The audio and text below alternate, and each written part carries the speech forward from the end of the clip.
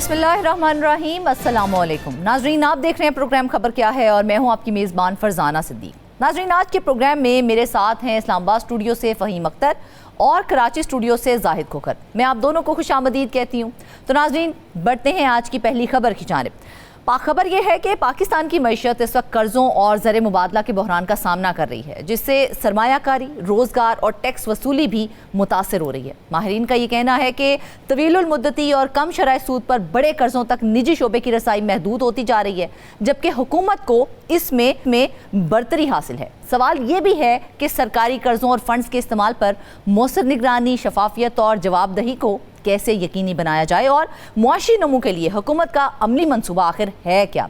इन तमाम पहलुओं पर मजीद रोशनी डालने के लिए हमारे साथ इस्लामाबाद स्टूडियो से मौजूद हैं इकराम होती साहब। इकराम साहब, सबसे पहले मुझे ये बताइए कि आपने जो रिपोर्ट हमें दी है, उस रिपोर्ट के मुताबिक हुकूमत की लोन मोनोपोली जो है ना, वो उसकी वजह से प्राइवेट इन्वेस्टमेंट मुतासर हो रही है। क्या सिर्फ यही एक वजह है या इसके पीछे कोई और भी मुहर्रिकात हैं जो इसको फर्दर ऑन इफेक्ट कर रहे हैं? जी, 5 बड़े मुहर्रिकात हैं।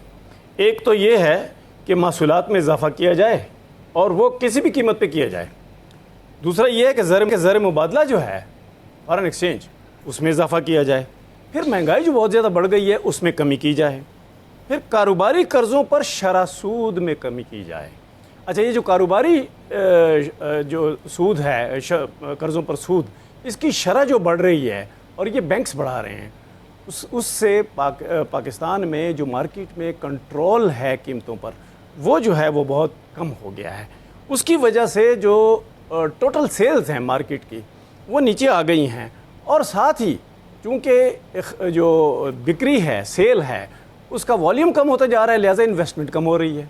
तो अब इन 4-5 चीज़ों से निमटना है हुकूमत ने इस माली साल में, और पहले से ये अहदाफ 5 रख दिए गए हैं।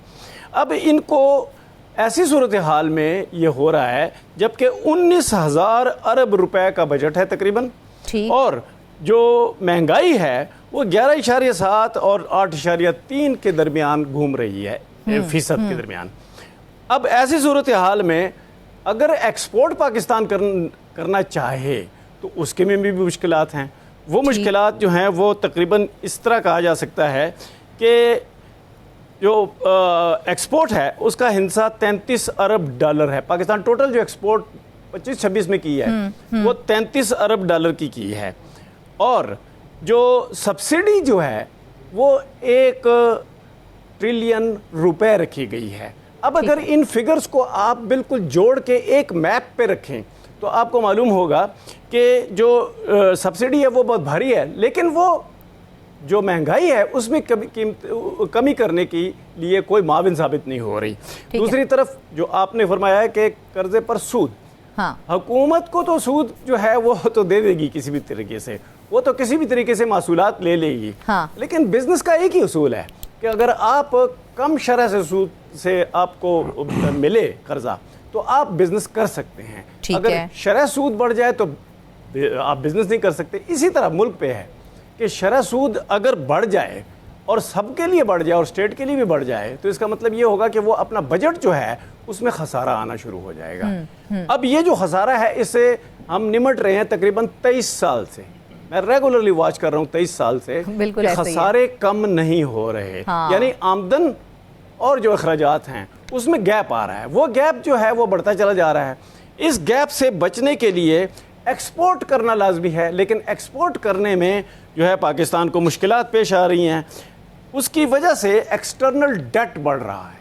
जो एक्सटर्नल डेट है वो रुपए में अगर देखा जाए तो वो है 23.8 ट्रिलियन, और अगर डॉलर में देखा जाए तो 130 बिलियन, और ये 130 और 138 बिलियन डॉलर के दरमियान घूमता रहेगा नए माली साल में। इसका मतलब क्या हुआ कि आपका जो कर्जा वापस करने की सलाहियत है उसमें कमी आ जाएगी, और जो टोटल एक्सटर्नल डेट और लाइबिलिटीज़ हैं वो 137.8 बिलियन डॉलर तक पहुंच जाएंगी। अगर ये ऐसा हो गया तो ये जो 38 से 40 ट्रिलियन रुपए की है। अब ये 38 से 40 ट्रिलियन रुपए जो हैं ये आप सिर्फ महसूलात से यानी टैक्सेस से नहीं हासिल कर सकते। तो इसका मतलब क्या हुआ कि गवर्नमेंट अंडर प्रेशर है, फिस्कल प्रेशर। अब ये जो फिस्कल प्रेशर है इसमें हुकूमत कर्जा भी लेगी, مزید وہ جو قرضہ لے گی تو IMF کو, ورلڈ بینک کو, ایشیائی ترقیاتی بینک کو اور دوست ممالک کو پتہ ہے کہ ان کے ہاں صورتحال ٹائٹ ہے, تو ان کو ان کی شرح سود بھی بڑھائی جائے اور ان پر شرائط بھی عائد کیے جائیں کہ فلاں ڈیٹ تک اتنا قرضہ واپس کرو. یہ ہے ساری بجٹ کی صورتحال کہ جس میں پاکستان پھنسا ہوا ہے. تو ہوتی صاحب یہ جو صورتحال آپ ہمیں بتا رہے ہیں, کسی سے بھی پوچھو وہ نہیں بتا سکتا. ہوتی صاحب یہ جو ساری صورتحال آپ نے ہمیں ڈسکرائب کی ہے, اگر یہی صورتحال برقرار رہی تو پھر جو اکنامک گروتھ ہے, GDP ہے اور جو روزگار پر آنے والے جو مہینے ہیں اس کا کیا اثرات پڑ سکتے ہیں؟ کیا ہم کبھی قرضہ اتار بھی پائیں گے یا نہیں اتار پائیں گے؟ دیکھیں مارکیٹ میں اگر سیلز اچھی ہوں, آمدنیاں لوگوں کی بڑھ جائیں, امپلائمنٹ بڑھ جائے تو پھر ایک صورتحال پیدا ہو سکتی ہے. لیکن اگر یہ نہ ہو اس کا مطلب ہے کہ اگر آپ کو ڈیٹ بھی واپس کرنا ہے, ڈالر میں بھی واپس کرنا ہے, روپے میں بھی واپس کرنا ہے, تو وہ صورتحال آپ کو گلے سے پکڑ لیتی ہے. ایسی صورتحال میں کوئی انقلابی قسم کا اقدام جو ہے وہ حکومت افورڈ ہی نہیں کر سکتی. کیوں؟ حکومت نے تو چلنا ہے, 19,000 ارب روپے کے قریب بجٹ ہے, تو وہ پیسے بھی حاصل کرنے ہیں. پھر جو فارن ایکسچینج حاصل کر رہے ہیں وہ ایکسپورٹ کے بغیر نہیں ہو سکتا. ایکسپورٹ ڈیولپمنٹ فنڈ جو ہے وہ ایک زمانے میں کارگر تھا, اب وہ بھی فیل ہو چکا ہے. اس کے علاوہ جو آپ نے ایکسپورٹ کرنی ہے تو اس کے لیے آپ کو باہر سے ڈالر میں مشینری منگوانی پڑے گی, اس کے لیے زر مبادلہ چاہیے. وہ زر مبادلہ پاکستان پاس نہیں ہے, جو ہے وہ کچھ قسطیں ہیں قرضوں کی اس میں جا رہا ہے. تو اس کا مطلب کیا ہوا کہ پاکستان کی جو یہ 26-27 کا سال ہے یہ کافی ٹائٹ رہے گا فسکلی. ٹھیک ہے ہوتی صاحب, کافی سیریس میٹر ہے ہماری حکومت کے حوالے سے. ہمارے پینلسٹ ہمارے ساتھ موجود ہیں, فہیم اختر اور زاہد کھوکھر. فہیم, آپ کوئی سوال کرنا چاہیں گے ہوتی صاحب سے؟ جی ہوتی صاحب, اس ساری جو سچویشن آپ نے ڈسکرائب کی ہے بہت اچھی سٹوری ہے, اور یہی پاکستان کی جو معیشت کے مسائل ہیں انہی میں سے اس کو اگر ہم اب کہیں کہ سم اپ کیا ہے ہوتی صاحب نے تو غلط نہیں ہوگا. اس کو معیشت میں کراؤڈنگ آؤٹ ایفیکٹ کہتے ہیں, اور IMF بھی یہ مسلسل زور دے رہی ہے کہ جو حکومت ہے وہ بینکوں سے قرضے نہ لے. اگر وہ بینکوں سے قرضے لیتی ہے تو جو نجی شعبہ ہے وہ متاثر ہوتا ہے. اگر نجی شعبہ متاثر ہوتا ہے تو پھر نہ تو ایکسپورٹس ہوں گی اور نہ ہی کاروبار بڑھے گا اور نہ ہی ٹیکسیشن اکٹھی ہوگی. تو ہوتی صاحب, حکومت کیوں مسلسل قرضوں کے اوپر جا رہی ہے اور نجی یا پھر جو پاکستانی بینک سے ان سے قرضہ لے رہی ہے, جس سے الٹیمیٹلی پاکستانی معیشت کو نقصان ہو رہا ہے؟ کوئی وے آؤٹ کیا ہے پھر آپ اس کا؟ دیکھیں یہ جو سیناریو ہے اس کا ایک حصہ سمپل ہے, دوسرا بڑا کمپلیکس ہے. جو سمپل حصہ ہے وہ یہ ہے کہ وی اوور سپینڈ, ہم اپنے وسائل سے زیادہ سپینڈنگ کرتے ہیں. وہ سپینڈنگ جہاں جاتی ہے اس پہ کبھی بھی کسی کو سزا نہ ملی, نہ پولیٹیشین کو نہ بیوروکریٹ کو. اس کا مطلب کیا ہے کہ آپ وہ کلچر بنانا ہی نہیں چاہتے کہ آپ اوور سپینڈنگ میں پھنسنے سے بچیں. اگر یہ کلچر نہیں بن سکتا تو اس کا مطلب یہ ہے کہ, اور یہ ایک ریولوشنری بات ہے. دوسری طرف جو مسئلہ ہے وہ یہ ہے کہ آپ نے قرضے اتنے لے رکھے ہیں, ان پہ ہر مہینے واجب الادا جو اس کا رقم ہے وہ جو آپ کے پاس نہیں ہوتی تو پھر اس میں سود بھی بڑھ جاتی ہے اور ٹوٹل والیوم بھی جو ڈیٹ کا ہے وہ بڑھ جاتا ہے. پھر آپ اس سے نمٹ نہیں سکتے. اس کے لیے انویسٹمنٹ چاہیے پاکستان میں, ڈالر میں بھی روپے میں بھی. روپے میں انویسٹمنٹ اس لیے نہیں ہو رہی کہ ٹیکسیشن بہت بھاری ہے اور لوگ ڈرتے ہیں انویسٹمنٹ کرنے سے. ڈالر میں اس لیے نہیں ہو رہی کہ آپ ایکسپورٹ نہیں کر پاتے. اگر آپ ایکسپورٹ انڈسٹری بنا چکے ہوتے اور ایکسپورٹ سرپلس وہ بنتا ہوتا تو یہاں ایک ایکسپورٹ کا کلچر بن جاتا. وہ کلچر بھی نہیں ہے. تو اس کا مطلب کیا ہوا کہ پاکستان ابھی ٹائٹ رہے گا اس میں, اور اس کے لیے لازمی ہے کہ پاکستان اپنے خرچات پہ 19,000 ارب روپے سے زیادہ کے بجٹ پہ کٹ لگائے. زاہد, آپ ہوتی صاحب سے کوئی سوال کرنا چاہیں گے اس حوالے سے؟ جی ہوتی صاحب, بات وہی ہے کہ حکومت اپنے اخراجات کم کرنے کے لیے تیار نہیں ہے. ہم ٹیکس کلیکشن کے جس طرح سے بجٹ کے بھی پروگرام میں کہا تھا کہ ٹیکس کلیکشن کے معاملات بھی بہتر بنانے کے لیے تیار نہیں ہیں. تو اب 23 سال ہو گئے ہیں, ہمارے پاس جو ہے ماہر معاشات کوئی ایسا نہیں ہے, معاشی ماہر جس کو ہم وزیر بنا سکیں جو بجٹ بنائے. ساری بیوروکریسی بناتی ہے. تو اب ایسی صورتحال 23 سالوں سے یہ سارا معاملہ جاری ہے, اور آئندہ کتنا ہی عرصہ یہ رہے گا کہ ہم اسی طرح سے ایک تو قرضوں کے بوجھ تلے بھی رہیں گے اور اپنے ٹیکس کلیکشن کے معاملات بھی صحیح نہیں رکھیں گے, اور سارا, اور خاص طور پر حکومت اپنے اخراجات جو ہے وہ کم کرنے کے لیے تیار نہیں ہے.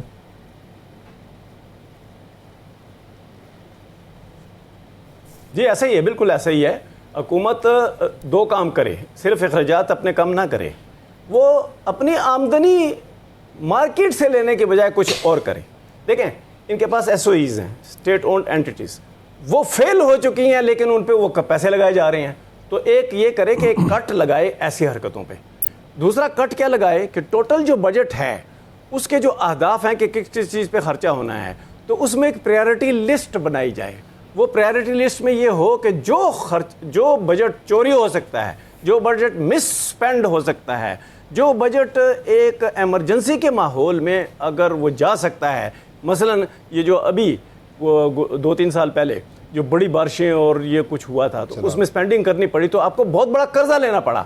تو آپ ایمرجنسی صورتحال کے خلاف بھی ایک دیوار بنائیں کہ ایمرجنسی آپ پہ نازل نہ ہوتی رہے ہر وقت. تو یہ 3 اقدامات آپ نے کرنے ہیں کہ آپ نے ایک تو جو وشفل بجٹ نہیں بنانا, آپ نے ریئلسٹک بجٹ بنانا ہے کہ آپ نے خرچے کم کرنے ہیں, آپ اپنے SOCs کم کرنے ہیں, آپ اپنے ڈپارٹمنٹس کم کرنے ہیں, آپ نے اپنے ملازمین کی تعداد کم کرنی ہے, آپ نے پینشن کا جو ہے وہ ٹریٹمنٹ کرنی ہے کہ آپ نے پینشن کا نیا سسٹم کب بنانا ہے. یہ تو 4 سال سے ہم سن رہے ہیں کہ بن رہا ہے, تو یہ اقدامات آپ کیوں نہیں کر رہے؟ بالکل ایسے ہی ہے ہوتی صاحب, وہ اقدامات کرنے چاہیے جو سب سے زیادہ ضروری ہیں, ایک پریورٹی لسٹ ہونی چاہیے. ٹھیک ہے, اکرام ہوتی صاحب ہمارے ساتھ موجود تھے, ڈیٹیل ہمارے ساتھ شیئر کر رہے تھے, بہت شکریہ ہوتی صاحب آپ کا. اچھا زاہد, ابھی ہوتی صاحب نے جس طرح سے بات کی کہ یہ جو پورا سینیریو ہے اس کے اندر انویسٹر کے لیے جو ہے سستا قرضہ نہیں ہے. جب انویسٹر کو سستا قرضہ ہی نہیں ملے گا تو پھر نئی انڈسٹری, بزنس اور روزگار کیسے پیدا ہوگا؟ دیکھیں یہ تو اہم بات ہے کہ شرح سود کم پہ اور طویل المدت قرضہ ہونا چاہیے سرمایہ کاروں کے لیے, اور خاص طور پر اگر بیرون ملک کے سرمایہ کار یہاں پہ آتے ہیں تو ان کے لیے بھی تو کوئی اٹریکشن ہو. یہاں پر جو باہر سے کوئی سرمایہ کار آتا ہے تو اس سے سب سے پہلے امن امان کی صورتحال دیکھی جائے, اور وہ خود دیکھتا ہے کہ جتنے کسٹمز ڈیوٹیز ہیں, ٹیکسز ہیں, ان کو کیا فیسلیٹیٹ کیا جا رہا ہے, تو یہ تمام چیزیں دیکھی جاتی ہیں. باقی جتنے ملک کے اندر سرمایہ کار موجود ہیں ان کو بھی فیسلیٹیٹ کرنے کی ضرورت ہے کہ شرح سود میں کمی کی جائے جو ہے مختلف بینکس جو دیتے ہیں. اور دوسری بات یہ ہے کہ حکومت ماضی میں آپ کو پتہ ہوگا کہ حکومتوں کی جانب سے بھی جو سرمایہ کار ہیں ان کو قرضہ دینے کے مختلف پروگرامز بھی شروع کیے گئے تھے. بدقسمتی کی بات ہے کہ ان میں اتنی بڑے پیمانے پر کرپشن ہوئی کہ وہ اعداد و شمار ہم دیکھیں گے کہ وہ جو ایک تو منظور نظر جو افراد ہیں ان کو یا مختلف شخصیات ہیں ان کو قرضہ دیا گیا تھا. اب تھوڑے سے اعداد و شمار میں آپ کو بتا دوں کہ 1971 سے 2015 تک تقریباً 988 مختلف کمپنیز ہیں یا شخصیات ہیں, ان کو تقریباً 4 کھرب 30 ارب روپے کا قرضہ دیا گیا. پھر وہ قرضہ ان سے واپس نہیں لیا گیا یا ان سے معاف کیا گیا. یہ ایک بڑا جو ہے نا اسکینڈل ہوا, اسکیم ہوا تھا. اور اس کے بعد ابھی حال ہی میں جب کرونا کی صورتحال تھی تو اس وقت بھی مختلف سرمایہ کاروں کو ایک جو ان کے لیے بھی ایک پیکیج کا اعلان کیا گیا تھا ٹیمپریری اکانومک ری فائنانس فیسلٹی کے نام پہ. اس میں بھی جو ہمیں جو اعداد و شمار بتاتے ہیں کہ اربوں روپے جو ہے وہ قرضے کے نام پہ مختلف جو اپنے منظور نظر افراد ہیں, شخصیات ہیں, کوئی 600 کے قریب جو ایسے لوگ ہیں ان کو یہ قرضہ دیا گیا. پھر وہ قرضے میں بھی گھپلے کی باتیں اور اسکینڈل سامنے آتے ہیں. FI نیب کے پاس یہ اس قسم کی تحقیقاتی بھی جاری ہیں. تو کہنے کا مقصد یہ ہے کہ حکومت جب کوئی ایسا کوئی پروگرام شروع کرتی ہے تو پھر اس کی مانیٹرنگ بھی ہونی چاہیے کہ پراپر اگر آپ یہاں پاکستان کے اندر جو سرمایہ کار موجود ہیں, سب سے پہلے تو آپ بیرون ملک سے جتنے سرمایہ کار آتے ہیں ان کے لیے کوئی ماحول اچھا سا بنا دیں, ان کے لیے اٹریکشن دے دیں. اور دوسری بات یہ ہے کہ آپ جہاں پر جو موجود ہیں سرمایہ کار ان کو آپ فیسلٹی دے دیں, ان کو مختلف جو ہے مراد دے دیں اور ڈسکشن کی جا سکتی ہے. اگر آپ معاشی پالیسی نہیں بنائیں گے تو اسی طرح سے آپ ٹیمپریری جو ارینجمنٹس ہیں, آپ ٹیکس کے معاملات جو ہیں کلیکشن کے وہ بہتر نہیں بنائیں گے, آپ فوری طور پر نان ٹیکس جاتی ہیں اور کوئی بھی فردر آن جو ہے نا اس کا اس طرح کا طریقہ کار اختیار ہی نہیں کیا جاتا جو لانگ ٹرم میں چلے. فہیم آپ سے میں پوچھنا چاہوں گی کہ ابھی زاہد بھی یہی بات کر رہے تھے کہ سرکاری فنڈ جو ہیں ان کا بے دریغ استعمال کیا جاتا ہے. اگر سرکاری فنڈز کے استعمال پر مؤثر مانیٹرنگ اور اکاؤنٹیبلٹی نہیں ہوگی تو اربوں روپے کے قرضوں کا اصل فائدہ کس کو پہنچ رہا ہے اور کس کو پہنچانے کے لیے یہ سب کیا جا رہا ہے؟ بہت شکریہ فرزانہ. معاملہ صرف پاکستان کے قرضے بڑھنے کا نہیں ہے بلکہ جو قرض کا غلط استعمال ہے, اور دوسرا سب سے اہم مسئلہ یہ ہے کہ جو نجی سرمایہ کاری ہے, جو پرائیویٹ انویسٹمنٹ ہے, جو انٹرنیشنل انویسٹمنٹ ہے وہ کم ہو رہی ہے. اور اس کی وجہ کیا ہے؟ اس کی وجہ یہ ہے کہ جو ہمارا جو بینکنگ سسٹم ہے اس میں ایک مثال کے طور پر قرضہ دینے والا ہے تو اس میں حکومت بھی قرضہ حاصل کرنے کے لیے موجود ہے اور جو پرائیویٹ انویسٹرز ہیں وہ بھی موجود ہیں، لیکن یہ مقابلہ برابر نہیں ہے۔ یہاں پر جو حکومتی قرضہ جات ہے یا پھر جو حکومت ہے اس کی قرضوں پر اجارہ داری ہے۔ 80% سے زیادہ قرضے حکومت یا بینکوں سے وہ لے لیتے ہیں، ان کے اوپر شرح سود بھی کم ہوتی ہے، اور 20% بچتی ہے وہ جو پرائیویٹ انویسٹر ہیں اس کے لیے۔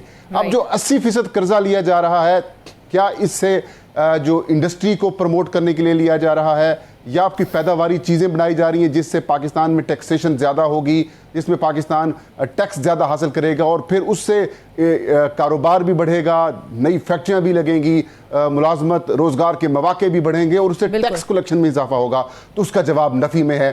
ہم بجٹ بنانے کے لیے کر رہے ہیں، ہم کیا حاصل کر رہے ہیں؟ قرضہ جو آئی پی پیز ہیں ان کے قرضے، ان کے سود یا پھر ان کی جو منافع ہے وہ پیسے دینے کے لیے، یا پھر جو قرضے ہم نے انٹرنیشنل حاصل کیے ہیں یا پھر جو لوکل حاصل کیے ہیں ان کو واپس کر رہے ہیں، یا ملازمین کی تنخواہوں کے لیے کام کر رہے ہیں۔ تو اس کا سیدھا سا مطلب یہ ہے کہ ایک ہی چیز ہے، ایک ہی ڈگر ہے، اس کے اندر ہم پھنسے ہوئے ہیں، آؤٹ آف دا باکس ہم کہیں جا نہیں رہے۔ اور بینکس بھی ان کو پتہ ہے کہ جو حکومت ہے وہ بڑا سیف جو ہے وہ قرضہ حاصل کرنے والا ایک کہہ سکتے ہیں کہ ایک ہمارا گاہک ہے، اس کا پیسہ باہر نہیں جائے گا۔ دوسری چیز کی نشاندہی جناب زاہد صاحب نے کی کہ کئی ایسے ارب پتی لوگ ہیں جنہوں نے قرضہ حاصل کیا، یا تو پھر ان کا قرضہ معاف کر دیا جاتا ہے یا تو پھر وہ ڈیفالٹ کر جاتے ہیں یا پھر ان کو قسطوں میں واپس کرنے کی پیشکش کی جاتی ہے۔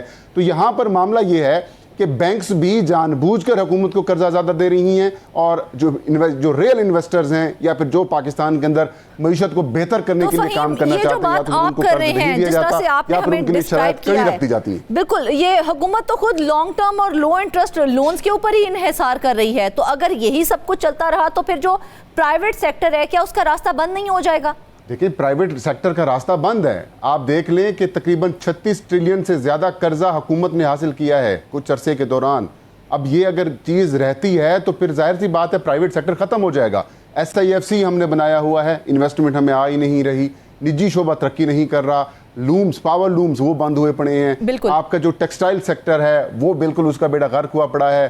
جو دیکھیں، اب ہم نے کرنا کیا ہے؟ ہم نے کرنا یہ ہے کہ ہماری ایکسپورٹس بڑھیں گی تو ہی ہماری امپورٹس کم ہوں گی۔ ایکسپورٹس بڑھے گی تو باہر سے پیسہ آئے گا، پاکستانی روپیہ بھی مستحکم ہوگا اور انٹرنیشنل کرنسی کم ہوگی اور پاکستان میں انویسٹمنٹ کے چانسز بھی زیادہ بنیں گے۔ اب انویسٹمنٹ کیوں نہیں ہو رہی؟ ایک تو بڑی وجہ یہ ہے کہ حکومت خود نجی شعبے کا راستہ روک رہی ہے، دوسری جو سیاسی عدم استحکام ہے، بدقسمتی سے سیاسی عدم استحکام ہو، دہشت گردی ہو، یا پھر وہ ایسی پالیسیز جو کہ مستقل طور پر نہیں ہیں، اس کی وجہ سے بھی پرائیویٹ سیکٹر جو ہے وہ سکڑ رہا ہے۔ اب میں آپ کو ایک مثال دیتا ہوں۔ ایک گاؤں ہے، اس گاؤں کے اندر ایک بینک ہے اور بینک کے اندر پڑا ہوا ہے جی 1 کروڑ روپیہ۔ وہاں کے جو حکومت ہے یا پھر وہاں پر جو انتظامیہ ہے وہ آ کے 80 لاکھ روپیہ قرضہ خود لے لیتی ہے، باقی بچتا ہے 20 لاکھ۔ اب 20 لاکھ میں بچائیں کس طریقے سے وہ جو گاؤں کے لوگ ہیں وہ کاروبار کریں گے یا قرضہ حاصل کریں گے؟ یہی جو رونا ہے، یہی جو ایشو ہے اس وقت قومی سطح کے اوپر ہے کہ 80% قرضہ کم شرح سود کے اوپر حکومت لے جاتی ہے، پیچھے بچتا کچھ بھی نہیں ہے جو پرائیویٹ انویسٹرز ہیں۔ اور پھر جس قسم کی پالیسیز ہیں اس کی وجہ سے پاکستان کی معیشت کو نہ صرف نقصان پہنچ رہا ہے بلکہ نہ کاروبار بڑھ رہا ہے، نہ آمدنی ہو رہی ہے، نہ لوگوں کی زندگی بہتر ہو رہی ہے۔ تو اس کا حل یہی ہے کہ حکومت پرائیویٹ انویسٹرز کے لیے سپیس پیدا کرے۔ قرضوں کی جو شرح خود وہ اختیار کر رہی ہے 80% تک وہ پہنچے ہوئے ہیں، اس کو منیمائز کرے، جس طریقے سے IMF بھی کہہ رہا ہے۔ تو پھر جب برابری کا موقع فراہم کیے جائیں گے اور برابری کے لیول کے اوپر چیزیں ہوں گی تو پھر آپ دیکھیں کس طریقے سے برابری کے لیول پر لانا بہت ضروری ہے۔ ناظرین، اس پوری بحث کے بعد اصل سوال یہی ہے، کیا ہم قرض لینے والی معیشت سے نکل کر سرمایہ کاری پر مبنی اکانومی کی طرف جا رہے ہیں یا پھر بحران مزید گہرا ہونے والا ہے؟ واپس آئیں گے ایک بریک کے بعد۔ ویلکم بیک ناظرین۔ پروگرام کے پہلے حصے میں ہم نے پاکستان کی معیشت، قرضوں اور زر مبادلہ کے بحران پر گفتگو کی ہے، جس کی سرمایہ کاری، روزگار اور ٹیکس وصولی پر اثرات کا جائزہ لیا گیا ہے۔ اس موضوع پر میرے ساتھ فہیم اختر اور زاہد کھوکر موجود تھے۔ اب رخ کرتے ہیں خیبر پختونخوا کا، جہاں بے نظیر بھٹو کے نام سے جدید اسپتال کا منصوبہ گزشتہ 3 دہائیوں سے تعطل کا ہی شکار ہے۔ 1988 میں میڈیکل کالج کا اعلان کیا گیا، بعد ازاں اسے 500 بستروں کے اسپتال میں تبدیل کر دیا گیا اور 100 کنال اراضی بھی اس کے لیے مختص کر دی گئی تھی، مگر منصوبہ آج تک مکمل ہی نہیں ہو سکا ہے۔ 2022 میں حکومت نے انٹرنیشنل فائنانس کارپوریشن کے تعاون سے سرمایہ کاری تلاش کرنے کا معاہدہ کیا تھا۔ 20 ارب روپے کی لاگت سے 3 سال میں مکمل ہونے والے اس منصوبے سے سالانہ 1.5 لاکھ افراد مستفید ہونا تھے، لیکن حکومت کی مدت ختم ہونے کے ساتھ ہی یہ منصوبہ ایک بار پھر سے تعطل کا شکار ہو گیا۔ مزید اس بارے میں بات کرنے کے لیے ہمیں جوائن کیا ہے بیورو چیف ممتاز بنگش نے۔ بنگش صاحب، سب سے پہلے تو فردر ڈیٹیلز ہمارے ساتھ شیئر کر دیں اور یہ بھی بتائیں کہ تقریباً 3 دہائیاں گزر گئی ہیں، اس کے باوجود بے نظیر بھٹو اسپتال کا یہ منصوبہ مکمل کیوں نہیں ہو سکا ہے؟ اصل رکاوٹ کہاں پر آ رہی ہے؟ شکریہ فرزانہ۔ بے نظیر بھٹو اسپتال پہ بات کرنے سے پہلے میں آپ کو یہ بھی بتا دوں کہ حال ہی میں وزیر اعلیٰ سہیل افریدی نے پشاور میں ایک 5000 بستروں پر مشتمل ایک اسپتال بنانے کا اعلان کیا ہے۔ اس کے اخراجات تو تفصیل میں بعد میں بتاؤں گا، لیکن پہلے جس آپ نے پوچھا بے نظیر بھٹو اسپتال کا یہ منصوبہ جو تھا 1988 میں جب پاکستان پیپلز پارٹی کی حکومت تھی تو اس وقت ذوالفقار علی بھٹو میڈیکل کالج کے نام سے یہاں پہ ایک میڈیکل کالج بنانے کا اعلان کیا گیا تھا، اور 1990 کی دہائی میں میڈیکل کالج کی جگہ پھر بعد میں 500 بستروں پر مشتمل بے نظیر بھٹو اسپتال بنانے کا اعلان کیا۔ ایک بار پھر جب بے نظیر بھٹو کی حکومت آئی تو اس وقت یہ اعلان کیا گیا تھا اور اس کے لیے پھر اسی وقت 100 کنال اراضی بھی حاصل کی گئی تھی۔ پھر 2008 سے لے کر 2013 تک چونکہ پاکستان پیپلز پارٹی اور ANP کی مخلوط حکومت تھی اور یہاں پہ جو وزیر تھے سید ظاہر علی شاہ، اس کا تعلق وہ صحت کے وزیر تھے، اس کا تعلق بھی پاکستان پیپلز پارٹی ہی سے تھا، لیکن اراضی محکمہ صحت نے حاصل کی، وہ اس کے پاس پڑی رہی، لیکن اس پر کوئی بھی پروجیکٹ شروع نہ ہو سکا۔ 2022 میں ورلڈ بینک گروپ کے ایک ممبر انٹرنیشنل فائنانس کارپوریشن کے ساتھ ایک معاہدہ طے ہوا اور اس معاہدے کے تحت اس ادارے نے اور خیبر پختونخوا حکومت نے مل کر ایک انویسٹر ڈھونڈنا تھا تاکہ یہاں پہ یہ 500 بستروں پر مشتمل ایک اسپتال بنا سکے، اور یہ منصوبہ اس وقت 3 سال میں مکمل ہونا تھا اور یہ طے پایا تھا اس معاہدے میں کہ 3 سال کے اندر جب یہ منصوبہ مکمل ہوگا تو اس پہ تقریباً 20 ارب روپے کی لاگت آئے گی۔ اس کے لیے ایک سروے بھی کیا گیا۔ سروے کا مقصد یہ تھا کہ دور دراز کے علاقوں سے، چونکہ یہاں پہ 3 بڑے تدریسی اسپتال تھے، یہاں پہ جو لوگ آتے ہیں تو ان کے اخراجات اور پھر ان اسپتالوں پہ جو بوجھ تھا اس کا جائزہ لیا گیا تھا، جس کے بعد یہ طے ہوا کہ ہاں یہ اسپتال بننا ہے، اور پھر جنوری 2022 میں سے پہلے اس کا ڈیزائن فائنل کرنے کے لیے بھی اس لیے کہا گیا کہ یہ حکومت کا PTI کی جو پچھلی حکومت تھی یہ اس کا آخری سال تھا، اور یہ کہا گیا تھا کہ چونکہ ڈیزائن جنوری سے پہلے فائنل ہو اور 1.5 لاکھ لوگ اس منصوبے سے مستفید ہو رہے تھے۔ اب جب حکومت ختم ہو گئی تو یہ منصوبہ بھی کٹھائی میں پڑ گیا، کبھی اس میں جانوروں کی منڈیاں لگتی ہیں، کبھی اس میں پولیٹیکل لوگ جو ہیں وہ جلسے کرتے ہیں، اور اب یہ زمین ایسی ہی پڑی ہے۔ فرزانہ، میں آپ کو یہ بھی بتا دوں کہ اس دوران ایک اور ادارے کو بھی فری اسپتال بنانے کی آفر کی گئی تھی اور ان کے ساتھ باقاعدہ طور پہ یہ معاہدہ کیا گیا تھا کہ وہ یہاں پہ فری اسپتال بنائیں گے اور زمین جو ہوگی وہ محکمہ صحت کی ہوگی، اور یہ اسپتال فری بنیادوں پر وہ ادارہ خود چلائے گا۔ کہ حکومت اور IFC یعنی کہ انٹرنیشنل جو فائنانس کارپوریشن ہے اس کے درمیان ہونے والا جو ایگریمنٹ تھا اس کا نتیجہ کیا نکلا پھر، اور اب اس منصوبے کے دوبارہ شروع ہونے کے کیا کوئی امکانات موجود ہیں یا یہ اسی طرح کھٹائی میں ہی رہے گا؟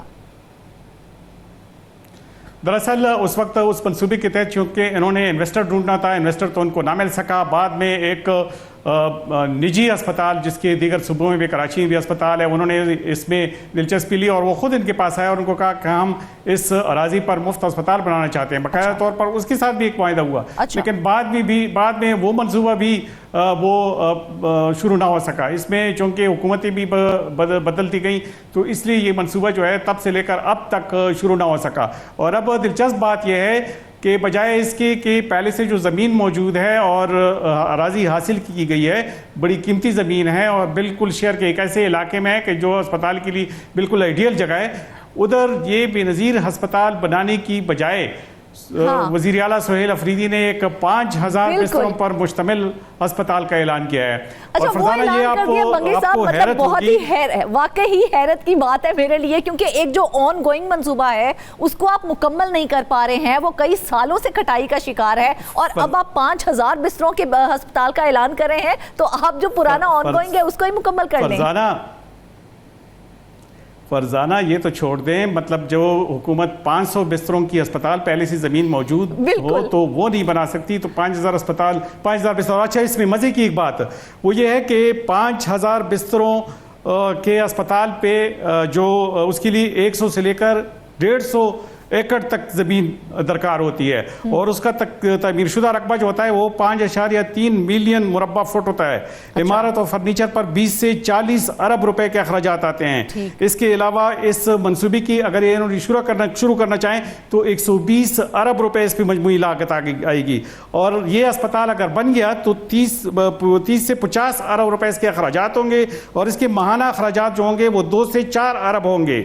और ये भी एक मजे की बात बताऊं कि दुनिया में 5000 बिस्तरों पर मुश्तमिल सिर्फ चंद एक अस्पताल हैं, तकरीबन 7 अस्पताल हैं, और उसमें ज़्यादातर चीन में है, और पाकिस्तान क्या कि जनूबी एशिया के दीगर किसी मुल्क में कोई ऐसा अस्पताल मौजूद नहीं है। तो क्या ये ऐसे मंसूबे का ऐलान अफरीदी साहब ने वादा किया है, बंगी साहब कोई ना कोई तो जाहिर है उन्होंने कुछ सोचा होगा ना, हो सकता है कुछ सोचा हो। एनीवेज, हमारे पैनलिस्ट हमारे साथ मौजूद है बंगी साहब, वो भी आपसे सवाल करना चाह रहे हैं।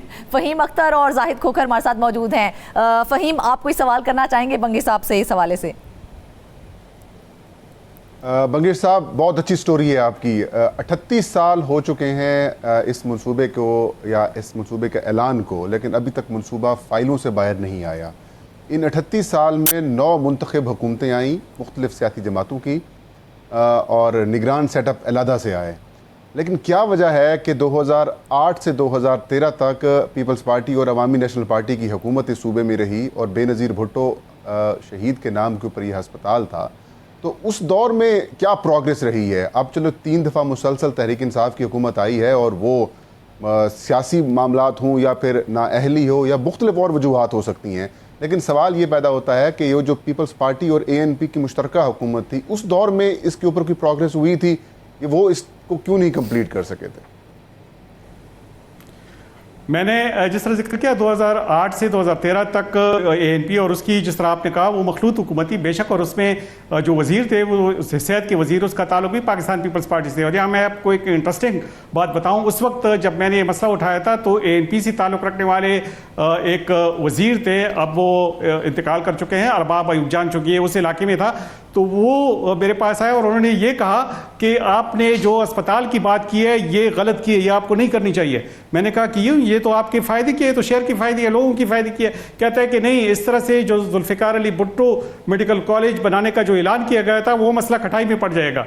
मैंने कहा पहले उनको अस्पताल बनाने दें, अस्पताल जब बन जाएगा तो एक टीचिंग हॉस्पिटल इनको मैसर आएगा, फिर मेडिकल कॉलेज किसी भी इमारत पर शुरू की जा सकती है। तो फिर उसने बाकायदा तौर पर इस मसले को काफ़ी उठाया, इवन असम्बली फ्लोर पर भी उठाया, लेकिन उस वक्त इस मंसूबे का कुछ न बन सका। हालांकि जो क्रेडिट जाता है यहाँ पे, जो दूसरा बड़ा अस्पताल है वो पाकिस्तान पीपल्स पार्टी ही ने बनाया था, हयात शहीद के नाम से वो जाना जाता था, अब उसका नाम खैबर टीचिंग अस्पताल रखा गया है। लेकिन उस वक्त पाकिस्तान पीपल्स पार्टी ने इसमें कोई दिलचस्पी नहीं दिखाई। जब पाकिस्तान पीपल्स पार्टी की हुकूमत ख़त्म हो गई तो मुसलसल पाकिस्तान तहरीक इंसाफ की हुकूमत आई। 2013 में जो हुकूमत आई परवेज़ खट्टक की, उसने उसमें कोई दिलचस्पी नहीं दिखाई। फिर महमूद खान की हुकूमत में भी ये मसला कठाई में पड़ा रहा। लेकिन आखिरी साल में 2022 में जब इनकी तवज्जो इस जानिब हुई कि ये तो ऑलरेडी एक ज़मीन पड़ी है, अगर एक मनसूबा हम शुरू कर लें तो ये हुकूमत के नाम पे एक करनामा मतलब गिना जाएगा, तो उन्होंने जनवरी 2022 से पहले इस मंसूबे का डिज़ाइन मुकम्मल करने के लिए उसकी हिदायत दी। लेकिन उस वक्त हुकूमत ख़त्म हो गई, निगरान हुकूमत आ गई, प्रायोरिटीज़ भी चेंज हो गई। फिर जब दूसरी हुकूमत आई अली अमीन गंडापुर की, तो उसकी प्रायोरिटीज़ भी अलग थी। ज़ाहिर है वो फिर बिल्कुल ऐसे ही है बंगी साहब, जो भी हुकूमत आती रही है उसकी प्रायोरिटीज़ डिफरेंट रही हैं, लेकिन ये अस्पताल किसी की भी प्रायोरिटी में शामिल नहीं रहा। मुमताज़ बंगी साहब हमारे साथ डिटेल्स शेयर कर रहे थे। मुमताज़ साहब, बहुत शुक्रिया आपका। नाज़रीन, वापस आएंगे एक ब्रेक के बाद। वेलकम बैक नाजरीन। प्रोग्राम के पहले हिस्से में हमने पाकिस्तान की मईशत, कर्ज़ों और ज़र मुबादला के बहरान और उसके सरमायाकारी और रोज़गार और टैक्स वसूली पर असरात पर गुफ्तगू की। दूसरे हिस्से में खैबर पख्तूनख्वा में बेनज़ीर भुट्टो के नाम से जदीद अस्पताल के उस मंसूबे का जायज़ा लिया जो गुज़िश्ता 3 दहाइयों से तातुल का शिकार है। इन दोनों मौज़ूआत पर बात करने के लिए हमारे साथ फ़हीम अख्तर और मौजूद थे। अब प्रोग्राम के आखिरी हिस्से में हम रुख करते हैं मुल्तान का, जहाँ रेवेन्यू का रिकॉर्ड, जाली CPRs और सरकारी वाजिबात की मुबैना बेज़ाब्तियों के खिलाफ कार्रवाई तेज़ कर दी गई है। 3 साबिक सब रजिस्ट्रार्स के खिलाफ महकमाना कार्रवाई शुरू हो चुकी है, जबकि माली बेज़ाब्तियों की मुकम्मल जांच के लिए खुसूसी कमीशन भी कायम किया गया है।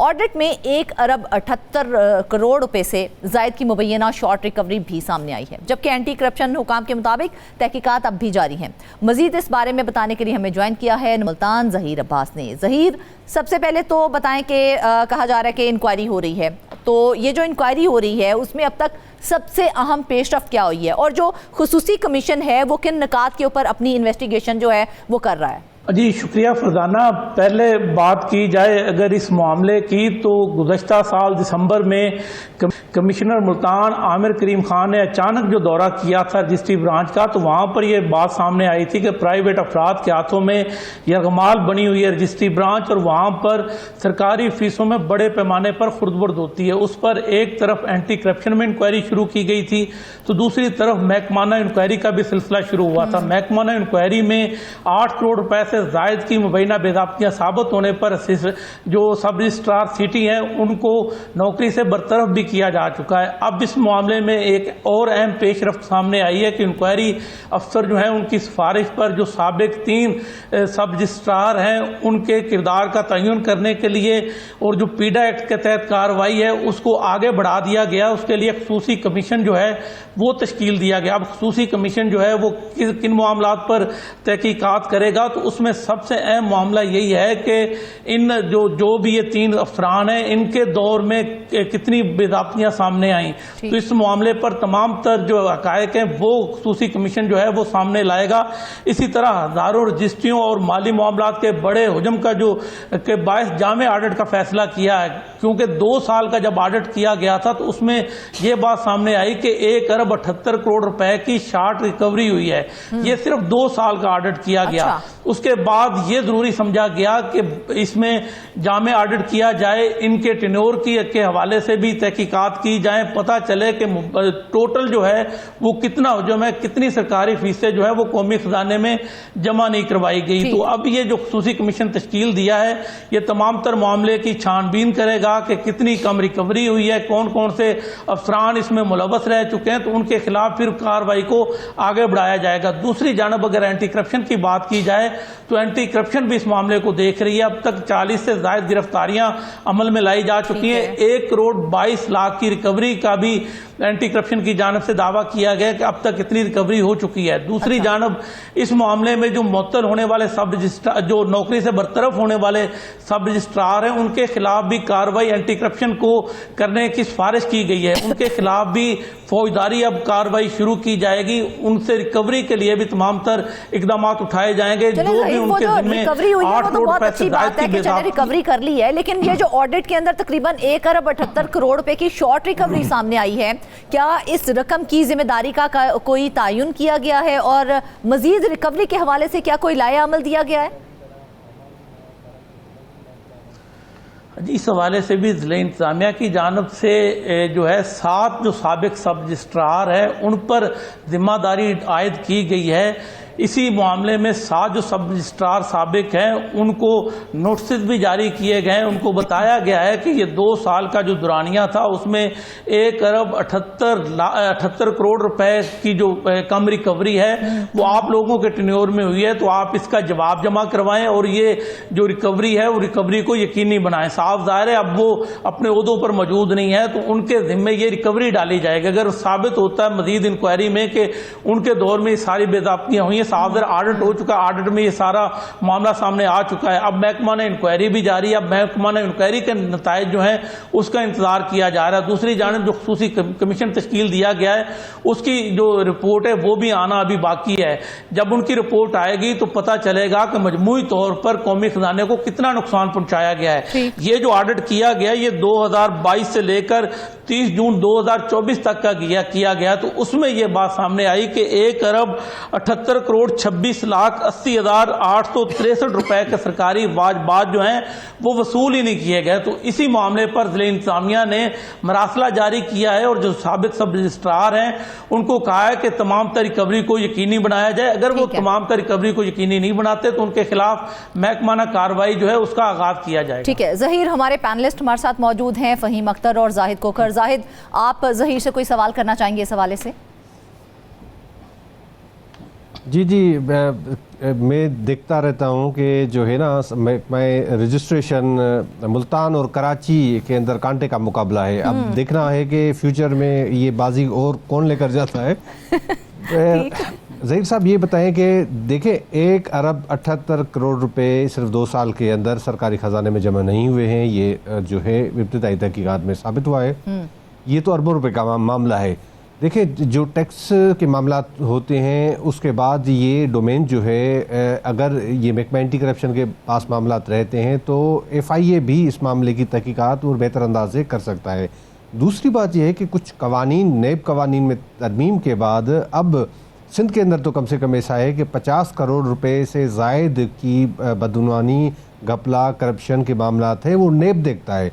तो क्या इस मामले को कोई ऐसी कोई रिकमेंडेशन कोई है या नैब इस मामले पे कोई टेकअप कर रहा है? क्योंकि ये तो इब्तदाई तहकीकात है, क्योंकि अगर नैब इस मामले में करेगा तो ये देखिए फेडरल गवर्नमेंट के या FBR के मामला हैं वो बेहतर तरीके से कर सकेंगे और शायद उसके बाद ही कुछ इन मामला में कमी आए, क्योंकि हम दिन ब दिन देखते हैं कि रजिस्ट्रेशन के अंदर कभी जालसाजी के ज़रिए खाते तब्दील किए जाते हैं, कभी और कोई मामला में करप्शन की जाती है। तो कम से कम ऐसा कोई इनिशिएट लेना चाहिए ताकि मुस्तकबिल में कोई ऐसा महकमा सब रजिस्ट्रेशन का या सब रजिस्ट्रार का कोई अमला जो है इस तरह की कोई हरकत करने से थोड़ा सा बाज आ जाए। अजी इसमें मामला कुछ इस तरह का है कि अभी ये 2 साल का जो ऑडिट हुआ था उसकी ये रिपोर्ट है। अब जब वो खुसूसी कमीशन तश्कील दिया गया है तो वो तमाम तर मामलात को देखेगा कि पिछले 5 से 7 साल के दौरान मजमूई तौर पर कौमी खजाने को कितना नुकसान पहुंचाया गया है। उसके बाद इस मामले को नैब को रेफर करने पर भी गौर किया जाएगा। अभी जो एंटी करप्शन में इंक्वायरी जारी है उसमें भी तमाम तर पहलू जो है उनको डिस्कस किया जा रहा है। 40 से ज़ायद मुल्ज़मान जो है उनकी गिरफ्तारी अमल में लाई जा चुकी है। रिकवरी की तरफ भी मामला जो है वो चला गया है। मज़ीद कुछ जो साबिक अफसरान हैं उनको भी शामिल तफ्तीश करने का फैसला किया गया है। एक जो साबिक सब रजिस्ट्रार है उसको ओहदे से बरतरफ भी कर दिया, उनको मुलाजमत से बर्खास्त कर दिया गया है। अब ये जो तहकीकात हैं इसमें मज़ीद जो पेश रफ्त है वो तभी सामने आएगी जब ये जामे ऑडिट होगा। जामे ऑडिट रिपोर्ट जब सामने आएगी तो उसकी रोशनी में पंजाब हुकूमत फैसला करेगी किस मामले को नैब को रेफर करना है या फिर एंटी करप्शन से सारे मामले की इंक्वायरी करवाई जाएगी। तो ये साफ जाहिर है जब वो जामे रिपोर्ट सामने आएगी उसके बाद ही कोई फैसला किया जाएगा।